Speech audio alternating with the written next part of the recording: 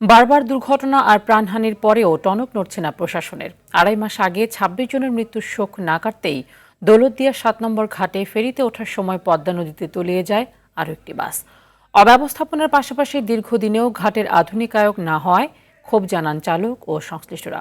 রাজবাড়ী থেকে এম মনিরুজ্জামানের তথ্যচিত্রে আরও জানাচ্ছেন লিওন আজাদ। স্যান্ডেলিনা সো, রূপচর্চায় আভিজাত্য।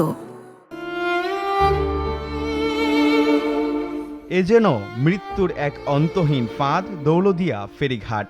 মাত্র ২.৫ মাস আগে ২৫ মার্চ ৩ নম্বর ঘাটে বাসডুবির ঘটনায় প্রাণ হারিয়েছিলেন ২৬ জন।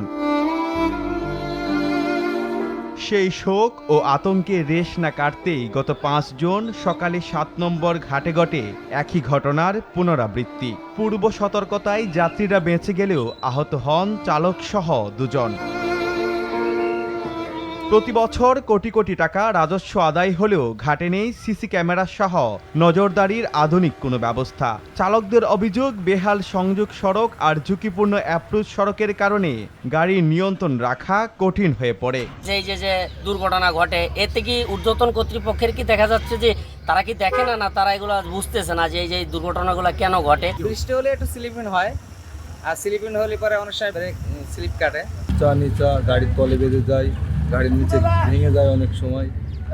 দুর্ভোগে এক কথায়। এই যাতে সুন্দর করে যদি পরি করে রাখে, অটো রিক্সা দোকানপাট সরাই দিলি সব দিক ক্লিয়ার হয়ে গেলে আপনার পরিবেশটা ভালো হবে। তবে ঘাটে শৃঙ্খলা বজায় রাখতে নিজেদের তৎপর থাকার দাবি কর্তৃপক্ষের।